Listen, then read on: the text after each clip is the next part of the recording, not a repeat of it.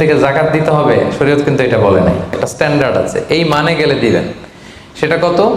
সেটা গোল্ড আর সিলভার দিয়ে রাসূল সাল্লাল্লাহু আলাইহি ওয়াসাল্লাম দিয়েছেন। তো এখন আপনি কোনটা ধরে দিবেন? কেউ বলে গোল্ড দিব, কেউ বলে রূপা দিব। এখন আমি কি বলি? আমি আপনাদেরকে সাজেস্ট করবো আপনারা রূপারটা ধরবেন, অল্প আসুক না।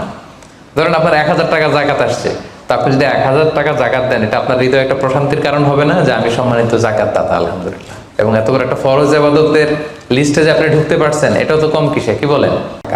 এগুলো হচ্ছে প্রাইমারি শর্ত। আরো 3টা সেকেন্ডারি শর্ত হচ্ছে আল মিলকিয়া, পূর্ণ ওনারশিপ থাকা, আর জিয়াদা, এটা আপনার অতিরিক্ত টাকা এটা হওয়া, আর হচ্ছে আদামুদ্দুয়ুন, ঋণ না থাকা। এই 5টা শর্ত আমি ব্যাখ্যা করলে আপনি বুঝবেন। 1 নম্বর হচ্ছে নিসাব পরিমাণ সম্পদের মালিক হওয়া। আপনি সামান্য কিছু সম্পদের মালিক হইলে এখান থেকে জাকাত দিতে হবে, শরীয়ত কিন্তু এটা বলে নাই। সুবহানাল্লাহ। আপনি জাকাতের নিয়ম শুনলে দেখবেন যে ইসলাম কতটা ব্যালেন্সড। একটা থ্রেশহোল্ড আছে, একটা স্ট্যান্ডার্ড আছে, এই মানে গেলে দিবেন। সেটা কত? সেটা গোল্ড আর সিলভার দিয়ে রাসূল সাল্লাল্লাহু আলাইহি ওয়াসাল্লাম দিয়েছেন, কারণ তখন গোল্ড আর সিলভারের কয়েন ছিল, মুদ্রা ছিল। আগে কিন্তু সোনা আর রূপা দিয়েই মুদ্রা বানানো হতো, পরে এটা পেপার মানি শুরু হয়েছে, কাগজের টাকা। তো একটা হচ্ছে দিনার আর একটা দিরহাম। তো রাসূল সাল্লাল্লাহু আলাইহি ওয়াসাল্লাম যে থ্রেশহোল্ড বেঁধে দিয়েছেন সেটা হচ্ছে 7.5 তোলা স্বর্ণ বা 52.5 তোলা রূপা। আই রিপিট, এটা সবাই জানেন আশা করি, যে 7.5 তোলা স্বর্ণ আর 52.5 তোলা রূপা। আধুনিক সময়ে গ্রাম দিয়ে দোকানদাররা হিসাব করে, তো গ্রাম দিয়ে যদি আপনি বুঝেন তাহলে 85 গ্রাম স্বর্ণ অথবা 595 গ্রাম রূপা, এটা হচ্ছে থ্রেশহোল্ড নিসাব, অথবা এর সমপরিমাণ অর্থ, ক্যাশ টাকা যদি আপনার কাছে থাকে, তাহলে আপনি নিসাবের মালিক হয়েছেন। যেদিন আপনি এই নিসাবের মালিক হবেন, ওই দিনটা আপনি ডায়েরিতে টুকে রাখবেন, কারণ এটা যদি 1 বছর আপনার কাছে এরকম থাকে, 1 বছর পরে যে আপনি জাকাত দিবেন, কিভাবে দিবেন আমি সামনে বলবো। তো এই নিসাব নিয়ে একটা প্রবলেম আছে। প্রবলেমটা হচ্ছে 7.5 তোলা স্বর্ণ আর 52.5 তোলা রূপার দাম কিন্তু এক না। 52.5 তোলা রূপার দাম খুব কম, আর 7.5 তোলা স্বর্ণের দাম অনেক বেশি। এটা হইল একটাই কম আর একটা বেশি। ঘটনা হচ্ছে রাসূল সাল্লাল্লাহু আলাইহি ওয়াসাল্লাম যখন এই থ্রেশহোল্ডটা বেঁধে দিয়েছিলেন নিসাবটা, তখন দুইটার মান সমান ছিল। তখন 7.5 তোলা স্বর্ণ দিয়ে 52.5 তোলার মতো রূপা পাওয়া যেত, অথবা কেউ 52.5 তোলা রূপা বিক্রি করলে 7.5 তোলা স্বর্ণ পেত। কিন্তু পরে সিলভার ফল করতে শুরু করলো, ফল করতে করতে আজকে এই অবস্থা। গোল্ড আবার খুব একটা ফল করে নাই, ফলে গোল্ডের স্টেবিলিটিটা এখনো রয়ে গিয়েছে। তো এখন আপনি কোনটা ধরে দিবেন জাকাতটা? যদি আপনি রূপা ধরেন, কথার কথা, রূপা যদি এই 1 ভরির দাম 1000 টাকা হয়, তাহলে 52.5 ভরির দাম কত? 52,500 টাকা। কিন্তু স্বর্ণ যদি আপনি হিসাব করেন, 1 ভরি যদি 50,000 হয়, 7.5 ভরি কত? 3.5 লাখ প্লাস, তাহলে প্রায় 7 গুণ কম বেশি, তাই না? এটা নিয়েই হয়ে গেছে জটিলতা। তো এখন আপনি কোনটা ধরে দিবেন? অনেকে বলে না গোল্ড দিব, কারণ গোল্ড ফল করে নাই, এটার যে স্ট্যান্ডার্ড এটা এখনো বজায় আছে। এটা নিয়ে অনেক আলোচনা, আমি খুব সংক্ষেপে বলি। কেউ বলে গোল্ড দিব, কেউ বলে রূপা দিব। এখন আমি কি বলি?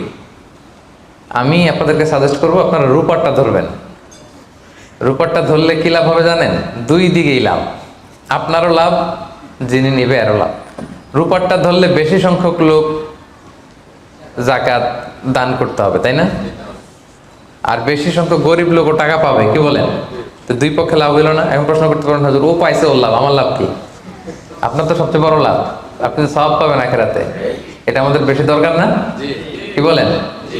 যিনি গ্রহীতা উনি পেয়ে লাভ, তার লাভ হইল, আর যিনি দাতা তিনি সওয়াব পেয়ে লাভবান হইলেন, তিনি সম্মানিত জাকাত দাতা হইলেন। অল্প আসুক না। ধরেন আপনার 1000 টাকা জাকাত আসছে, তা আপনি যদি 1000 টাকা জাকাত দেন, এটা আপনার হৃদয়ে একটা প্রশান্তির কারণ হবে না যে আমি সম্মানিত জাকাত দাতা, আলহামদুলিল্লাহ, আই এম এ জাকাত পেয়ার। এবং এত বড় একটা ফরজ ইবাদতের লিস্টে যে আপনি ঢুকতে পারছেন, এটাও তো কম কিসে, কি বলেন? এজন্য স্বর্ণেরটা না ধরে রূপারটা ধরবেন। আপনাদের যে টাকা পয়সা, আপনাদের তো হীরা দিয়ে করা দরকার আপনাদের নেশা। এনিওয়ে, তো এজন্য আপনারা রূপারটা ধরবেন, তাহলে লোকজন উপকৃত হবে বেশি, সম্মানিত ভাই এবং বোনেরা। তাহলে 5টা শর্তের প্রথমটা তো বুঝে গেছেন, নিসাব, কি বলেন? নিসাব বুঝে গেছেন না? 2 নম্বর শর্ত হচ্ছে শুধু এই নেশাব পরিমাণ সম্পদের মালিক হইলেই হবে না ভাইরা। এটাকে হাল আনিল হাউল বলে, মানে 1 বছর আপনার কাছে থাকতে হবে। দেখেন ইসলাম কতটা ভারসাম্যপূর্ণ। কিছু টাকা আপনার কাছে থাকলে এই জাকাত দাও না, এটা 1 বছর থাকতে হবে। যদি দেখা যায় যে আপনার সব খরচ শেষে 1 বছর এই টাকাটা আপনার কাছে অলস পড়ে আছে, তাহলে বোঝা গেল যে আপনি সম্পদশালী এবং আপনার অর্থের একটা স্টেবিলিটি আছে। কি বলেন? তাহলে আপনি নেশাব পরিমাণ সম্পদের মালিক হলেন, এবং 1 বছর যদি থাকে 1 বছর শেষে আপনি জাকাত দিবেন। এই বছরটা কিন্তু সৌর বছর না, সোলার ইয়ারে হিসাব করলে হবে না, এটা লুনার ইয়ারে, চান্দ্র বৎসরে। খেয়াল রাখতে হবে সৌর বছর জানুয়ারি ফেব্রুয়ারি মাসের যে হিসাবটা, এটা 365 দিনে 1 বছর, কিন্তু যেটা লুনার ইয়ার চন্দ্র বছর, এটা কতদিন 1 বছর কে জানে? কেউ জানেন না? 300 হ্যাঁ 354 দিন, রাইট, 354 দিন, সামান্য কিছু সময়।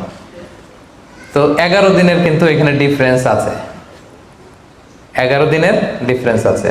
তো আপনি হিসেব করবেন হচ্ছে চান্দ্র বছর অনুযায়ী, সৌর বছর অনুযায়ী না। তো সৌর বছর অনুযায়ী যদি করেন তাহলে আপনার জাকাত কিন্তু 2.5% থাকবে না। চান্দ্র বছর অনুযায়ী আপনার 2.5%, সৌর বছর করলে ওইটা 2.58% হয়ে যাবে। একটু বাড়বে না? কারণ কতদিন বেশি?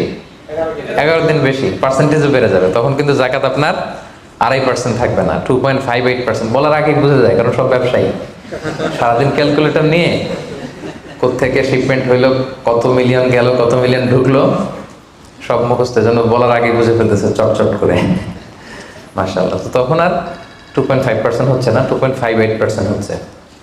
তাহলে সম্মানিত ভাইরা, আপনি ধরেন, উদাহরণস্বরূপ ধরেন যে আপনি গত রমজানের 20 তারিখে সর্বপ্রথম নিসাব পরিমাণ সম্পদের মালিক হয়েছিলেন। তো তারপরে আপনি খেয়াল করবেন যে দেখি সারা বছর এই পরিমাণ অতিরিক্ত অলস টাকা আমার কাছে পড়ে থাকে কিনা। থাকতে থাকতে থাকতে থাকতে এই রমজানের 20 পর্যন্ত দেখেন যায় টাকা ওইটা তো আছে, আরো হয়েছে টাকা। তো তার মানে আপনি এখন জাকাত দিবেন, যেহেতু নেসাবের মালিকও হয়েছেন, আবার পূর্ণ একটা চন্দ্র বছরও আপনার অতিক্রম করেছে, স্থায়ী হয়েছে, তখন আপনি জাকাত হিসাব করবেন। তাহলে 2টা শর্ত বুঝলেন না? 3 নাম্বার হচ্ছে ওনারশিপ। আপনার মালিকানা থাকতে হবে, যে সম্পদটা আছে খালি আপনার কাছে টাকা থাকলেই হবে না, এটা কমপ্লিট, আরবিতে তাসাররুফ বলে, কমপ্লিট ওনারশিপ আপনার থাকতে হবে। এখন একজনের আমানতের টাকা আপনার আছে, ওটা আপনি জাকাত দিতে পারবেন? একজন 5 লাখ টাকা আমানত রাখছে, আপনি এটা জাকাত দেওয়া শুরু করছেন, হবে? সেটা তো উনি জাকাত দিবে, এটা তো আপনার আমানতের টাকা, এই টাকা তো আপনার বুঝাই দিতে হবে। তো আমানতের টাকা কিন্তু কমপ্লিট ওনারশিপ আমার থাকে না, এটার হিসাব আমি করবো না। তো এটা বুঝে গেলেন। 4 নাম্বার হচ্ছে এই টাকা আপনার অতিরিক্ত হইতে হবে, আরবিতে বলে জিয়াদা। দেখেন ইসলাম কত সুন্দর। ইসলাম বলে আপনার নিজের পার্সোনাল এক্সপেন্সিস, আপনার লিভিং কস্ট, আপনার সব ধরনের অ্যাকোমোডেশন, আপনার ট্রান্সপোর্টেশন এক্সপেন্সিস, আপনার মেডিকেল এক্সপেন্সিস, আপনার বাচ্চার স্কুলিং, আপনার ইয়ারলি ট্রিপ যদি থাকে, এন্টারটেনমেন্ট, ধরেন বছরে আপনি একবার ফ্যামিলি আউটিং করেন, এই খরচটা, যত খরচ আপনার হতে পারে, এই সব খরচ শেষেও কিছু টাকা আপনার থেকে যায়, ইসলাম বলে ওইটার উপরে জাকাত দিবে। সুবহানাল্লাহ। জিয়াদা, অতিরিক্ত হওয়া শর্ত। আপনার লাগে, যদি আপনার এই টাকা লাগে, ওটা তো আপনি ইউজ করবেন। আপনার টাকার ব্যবহারের জন্য সবচেয়ে বেশি হকদার কে? আপনি নিজে। আপনার সব খরচ আলহামদুলিল্লাহ সুন্দরভাবে চলে, এরপরেও কি নিসাব পরিমাণ টাকা বছর ব্যাপী যখন আপনার রয়ে গেল, ইসলাম বলে জাস্ট 2.5%। সুবহানাল্লাহ। তাহলে অতিরিক্ত হইতে হবে। সর্বশেষ শর্ত, 5টা শর্তের সর্বশেষ শর্ত হচ্ছে ঋণ থাকতে পারবে না। ঋণ থাকলে ওইটা জাকাত থেকে বাদ যাবে। ধরেন আপনার আছে 5 লক্ষ, কিন্তু আবার ঋণও আছে 5 লক্ষ, কথার কথা, তো এটা তো আপনি আগে ঋণ দিবেন, আপনি তার জাকাত দিতে পারবেন না। এই কথাটা কি বুঝতে পারছেন? আচ্ছা, ঋণ ভাই 3 ধরনের। কয় ধরনের? 3 ধরনের।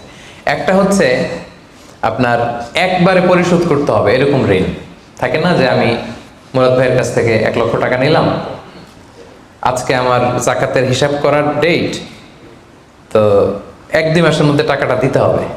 তো তখন এই যে 1 লক্ষ টাকা উনি পাবে, এই টাকাটা আমি বাদ দিব আমার অন্যান্য অ্যাসেট থেকে, বাদ দিয়ে যদি দেখি যে না তারপরেও জাকাত হয় দিব, আর না হলে দিব না, কারণ এটা একবারে দিতে হবে। ওনার বলছে যে 1 লক্ষ আমি একবারে দিয়ে দিব আপনাকে 1 মাস পরে, এইভাবে ঋণটা নিয়েছিলাম।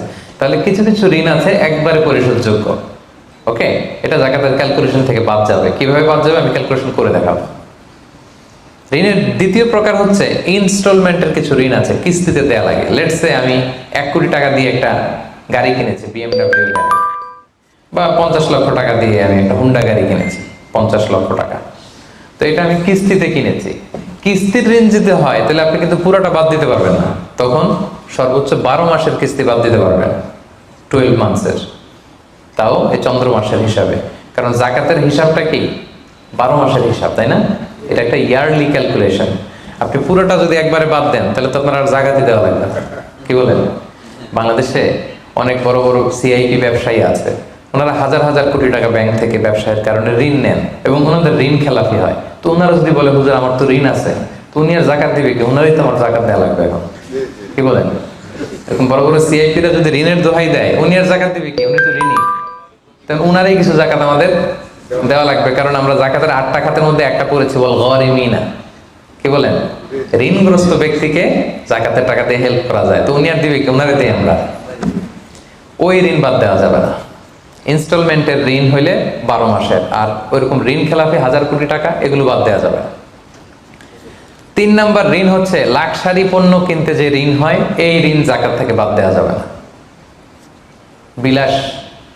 বিলাসিতামূলক কিছু যদি আপনি কিনেন, আপনি একটা লাম্বরগিনি কিনলেন 10 কোটি টাকা দিয়ে, এটা আপনি জাকাত থেকে বাদ দিতে পারবেন? পারবেন না।